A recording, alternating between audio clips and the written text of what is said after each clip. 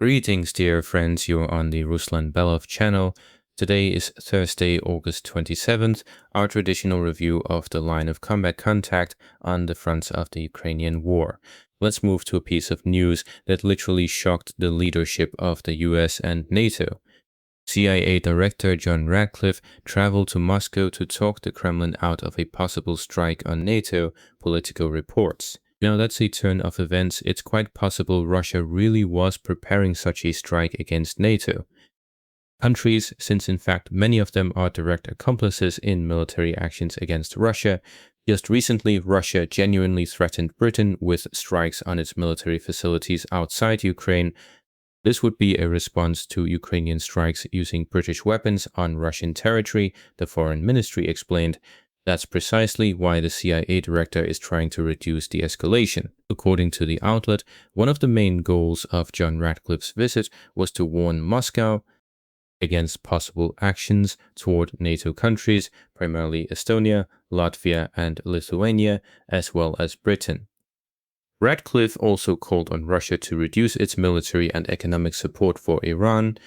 One of Politico's sources claims this included discussion of halting the transfer of weapons and defense technologies to Tehran. In addition, Moscow was advised not to overreact if new American sanctions over economic ties with Iran are introduced. Politico writes that the trip was unplanned and unpublicized, taking place amid Washington's concerns about a possible intensification of Russian hybrid actions or limited ones. And to get such hot news in time, subscribe to the channel. The likelihood of a new Russian operation in the Chernihiv region has increased significantly after a substantial number of Russian forces were concentrated near the Ukrainian border over the past 2 months. Against this backdrop, the situation of the Ukrainian army is becoming increasingly difficult. According to available assessments, Ukrainian units are already struggling to maintain their level of activity in Donbas, as a significant portion of their reserves has been deployed to the Zaporizhzhia, Dnipropetrovsk, and Kharkiv regions in an attempt to achieve politically significant results. However, these actions have so far failed to produce a decisive shift in the overall situation on the front. The emergence of a new direction of hostilities in the Chernihiv region would put the Ukrainian command in an extremely difficult position.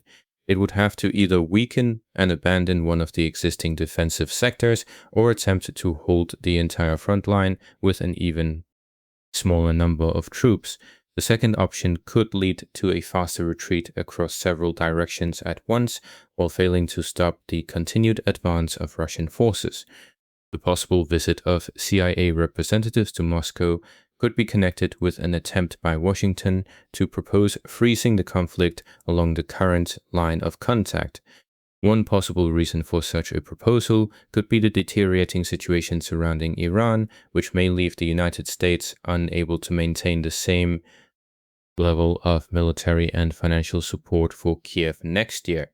At the same time, the Kremlin would likely reject such a scenario, since freezing the fighting along the existing positions would not correspond to the stated objectives of Russia's so-called special military operation. If a new direction is indeed opened in the Chernihiv region, it could significantly accelerate developments in Donbas. In that case, the battle for the region could end much sooner than expected, followed by a new phase that could bring the current stage of the conflict closer to its conclusion. Let's move on to Donbas, where over the last 24 hours a catastrophe has unfolded for the Ukrainian side.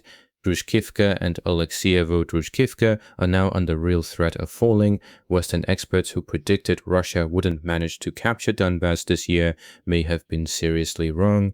I don't understand what's even happening in this sector with the Ukrainian defense. Let me show you on the map what's going on.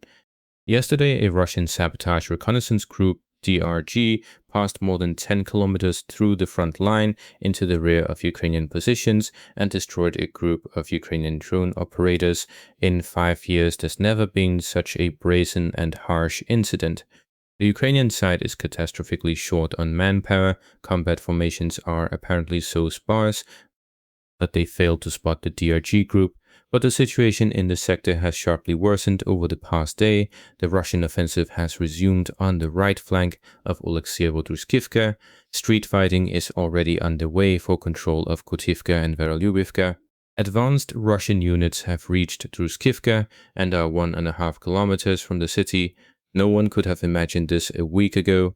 Everyone thought Russian forces would enter Druskivka itself from the southwest through Raisk, from where it's only 2 kilometers to the outskirts of the city. But no, the Ukrainians somehow allowed the Russians such a deep penetration. In just the last 2 months in the Druskivka sector, more than 100 square kilometers of territory have come under Russian control. Russian armed forces continue active operations in the urban blocks of Oleksievo-Druskivka. About 50% of the city is now under Russian control. The pace is simply cosmic. East of Oleksievo-Druskivka, the cascading collapse of Ukrainian defense lines near Dobropilya also continues. Just look at how much the Russians managed to seize over the last day. The sector from Anivka to Dobropilya itself has already come under Russian armed forces control. A full-scale assault on Ukrainian positions is already underway in the city itself, with the city squeezed in a pincer from the south and north. If this pace of Russian advance is maintained, the city could fall within 2 to 3 weeks. We haven't seen the Ukrainian side facing this many defensive problems across such a huge number of front sectors in the last 2 to 3 years. While Zelensky once again performatively awards medals to servicemen of the 80th Separate Air Assault Brigade not far from the front line, the Russian offensive is only gaining momentum. A bit further south, near Mezhuva, Russian units have taken control of the village of Morivka, advancing toward Mezhuva. Let's move next to the Zaporizhzhia direction and look at what's happening there.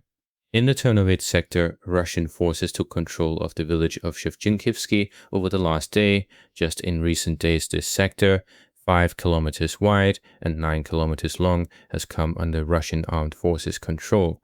Fighters of the Russian Vostok group of forces pushed Ukrainian armed forces out of the settlement and expanded the bridgehead for an advance towards Zaporizhzhia.